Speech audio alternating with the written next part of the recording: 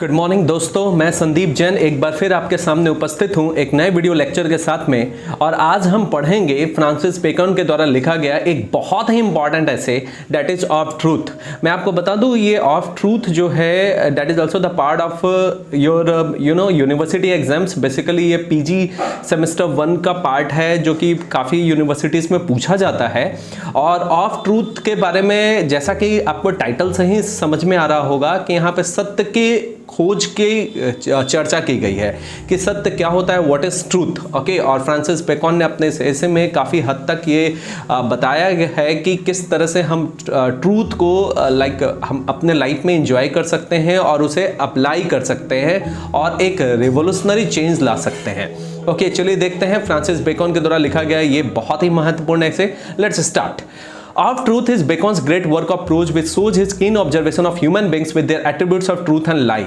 ये of truth जो है फ्रांसिस बेकन का एक बहुत ही महान प्रोज वर्क है जो कि ये ह्यूमन बींग्स को बहुत ही बारीकी से ऑब्जर्व करता है और बताता है कि क्या हम सहज रूप से ट्रूथ और लाई को अपने लाइफ में एट्रीब्यूट कर पाते हैं या एक्सेप्ट कर पाते हैं या नहीं कर पाते हैं। ओके, शुरुआत में वो स्टेट करते हैं that people generally do not care for the truth, है ना, लोग ट्रूथ के बहुत ज्यादा केयर नहीं करते। He gives the example of pilot का एग्जांपल देते हैं जो कि रोमन एम्पायर में एक जीसस क्राइस्ट का सेशन को कंडक्ट कर रहे हैं और उनसे वो पूछ रहे हैं जीसस क्राइस्ट से व्हाट इज द ट्रूथ, कि सच क्या होता है। तो बिना इसका जवाब जाने ही वो वहां से निकल जाते हैं। ओके, तो ये क्या बताता है कि लोग ट्रूथ के लिए बहुत ज्यादा इंतजार नहीं करते। Moreover moving on, he describes the reasons why people do not like the truth. लोग क्यों ट्रूथ को पसंद नहीं करते हैं। First, the truth is difficult to acquire without hard work and man is ever reluctant to hard work. मतलब इंसान जो है हार्ड वर्क नहीं करना चाहता और ट्रूथ यानी कि सच्चाई को पाने के लिए उसे हार्ड वर्क करने की जरूरत पड़ती है। ठीक है, इसीलिए ट्रूथ जो है इंसान को कुछ सर्टेन फैक्ट में बांध देता है, ये उसके फ्रीडम को छोड़ देता है, डिमिनिश कर देता है। इस वजह से हम सच्चाई को जल्दी से एक्सेप्ट नहीं करना चाहते हैं। दोस्तों, अकॉर्डिंग टू बेकन ट्रूथ एक बहुत उजाले वाला दिन है, एक सूरज निकला हुआ दिन है which shows the real self, जो हमें अपनी ही प्रतिबिंब को दिखाता है। ट्रूथ एक ऐसा मोती है जो कि हम खुली आंखों से देख पाते हैं। It cannot show anything by adding unrealistic elements. इसमें कुछ भी अलग से फालतू चीजें नहीं ऐड की जाती। जो सच्चाई है, जो हकीकत है, जो प्रत्यक्ष रूप से हमें दिख रहा है, हम उसे ही ऐड कर पाते हैं।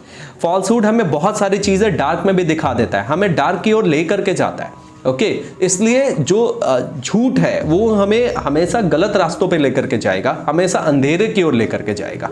ओके, लेकिन हमें क्या लगेगा कि झूठ जो है that is easy to acquire, ये हमारे फ्रीडम को चूंकि छीनता नहीं है, हमें इजीली वे में कोई भी चीज एक्वायर करने में मदद करता है, इसलिए हम ट्रूथ को पसंद नहीं करते हैं और फॉल्स को पसंद करने लग जाते हैं। People lie because it covers there real personality. लोगों की रियल पर्सनैलिटी को ये कवर करता है। कौन? लाई यानी कि झूठ। बेकन्स ने कहा है कि a mixture of a lie doth ever add pleasure, कि अगर हम किसी चीज में थोड़ा लाई यानी कि झूठ को ऐड करते हैं तो वो उसको pleaser, you know what, that adds pleaser. Okay, मतलब ये कि वो प्लीजर को ऐड करता है यानी कि खुशी को ऐड करता है ये। Okay, now if you see like some of the things कि how lies can add truth to something, so see here the mixture of truth and lie makes things interesting। जब हम सच में थोड़ा सा झूठ मिलाते हैं तो चीज़ें इंटरेस्टिंग बन जाती है। वो स्टेट करते हैं कि if everything is presented as its real color with no additional praise, अगर कोई भी चीज़ में जो जैसा है अगर उससे हम वैसे ही एक्सेप्ट करें, है ना, कोई चीज़ उसमें ऐड ना करे, ओके, तो उसमें मज़ा नहीं आएगा। दोस्तों, आप देखते हो जब हम दाल खाते हैं तो छोकन लगाते हैं। ओके, तो ट्रूथ में जब हम लाई मिलाते हैं तो एक तरह का छोकन लगा रहे होते हैं, तो फ्लैटरिंग कर रहे होते हैं। और ये सोसाइटी में होता क्या है कि इसकी वजह से illusion in the society will become indolent, है ना, हमारा जो समाज है वो आलसी हो जाता है। और पोइट्स भी यही करते हैं दोस्तों, वो they add false praises in their poetry, अपने पोइट्री में थोड़े मोड़े झूठ को ऐड कर देते हैं ताकि उनको जो अकॉम्प्लिशमेंट है एक हायर लेवल का मिले, है ना, एक अच्छा उनको प्रशंसा मिले। Truth is utmost important in every aspect of life, हर जगह ट्रूथ इंपॉर्टेंट है, चाहे वो सिविल हो, बिजनेस हो, कुछ भी कर रहे हो। सच्चाई की राह पे चलने वाला व्यक्ति हर समय ही सक्सेस को पाता है। अगर थोड़ा सा हम ऐड कर देते हैं, वो एक तरह का यू नो व्हाट एलॉय की तरह काम करता है, जैसे कि कॉपर में यू नो व्हाट या गोल्ड में थोड़ा सा कॉपर मिला दिए तो हमारा काम तो ईजी हो जाता है, बट ये मेटल को क्या करता है, इम्प्योर कर देता है। मतलब ये कि अगर हम रियल लाइफ में सपोज करो हर जगह सच का सहारा ले रहे हैं, थोड़ा सा झूठ ऐड करते हैं तो हमारा काम तो ईजी हो जाता है, लेकिन हम अपने नज़रों में गिर जाते हैं दोस्तों। हमारी अंतरात्मा हमने कहीं ना कहीं अंदर से धिक्कारना शुरू करती है। तो ओवरऑल करते क्या है हम, in our life we always apply like some you know what some point of lie to the truth, okay, just to make our work easy, but that is not good. The Bacon is telling that if you are truth, it will definitely win. Maybe in the beginning कि आप ऐसा हो सकता है कि आपको शुरुआत में दिक्कत हो, परेशानियों का सामना करना पड़े दोस्तों, लेकिन अंत में विजय आपकी ही होती है। बेकॉन ने कंपेयर किया लाई को एक सांप की तरह जो कि आपके पेट पर चल रहा है, क्रॉल कर रहा है, यानी कि रेंग रहा है बजाय फीट पर चलने के।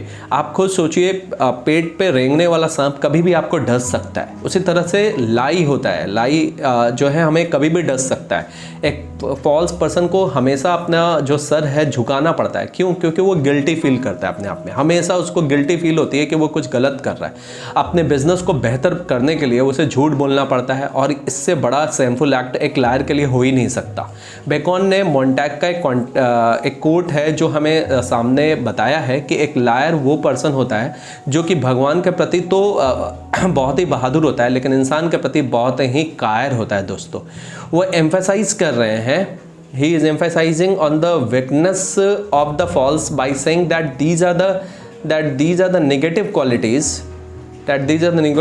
of man which will call upon the judgment of God upon mankind। ये बताते हैं कि इंसान में ये सब नेगेटिव क्वालिटीज़ है और इसका जजमेंट जो है you know what like judgement day पर होता है, क़यामत वाले दिन पर होता है, जब हम फाइनली जब हमारा डेथ हो जाता है और हम देखते हैं कि हम अपने जीवन में कितने सारे यू नो व्हाट फॉल्स को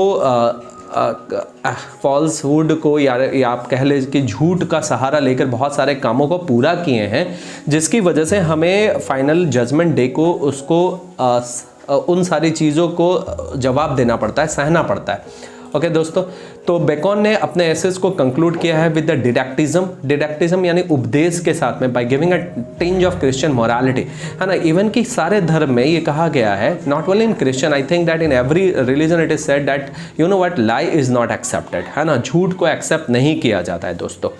ऐसे जो है काफ़ी रिच है, इसमें मैटर भी बहुत ज़्यादा है, और you know what it will definitely इसको बहुत ही धीरे धीरे पढ़ना चाहिए ताकि आप हर लाइन को अच्छे से समझ सको दोस्तों। ओवरऑल बेकॉन ये हमें समझाने की कोशिश कर रहे हैं कि अंततः जीत जो है वो सच की ही होती है। हम चाहे झूठ का कितना भी सहारा ले लें, शुरुआत में हमें चीज़ें आसानी से मिल जाती है, पर लास्टली यानी फाइनली जो हमें प्रॉब्लम्स है वो फेस करना ही पड़ता है, मुसीबतों का सामना करना ही पड़ता है दोस्तों। इसलिए हमें भी अपने जीवन में ट्रूथ को एक्सेप्ट करना चाहिए और हर वक्त जहाँ पे इसकी ज़रूरत पड़ती है उसे अप्लाई करना चाहिए। झूठ का सहारा लेके हम थोड़े समय के लिए तो बहुत जल्दी से प्रोग्रेस कर पाते हैं, सक्सेस कर पाते हैं, लेकिन जीवन के रेस में हम बहुत पीछे निकल जाते हैं। तो आज के लिए बस इतना ही। मैं आप संदीप जैन एक बार फिर आपसे मुलाकात करूँगा एक नए वीडियो लेक्चर के साथ में। टिल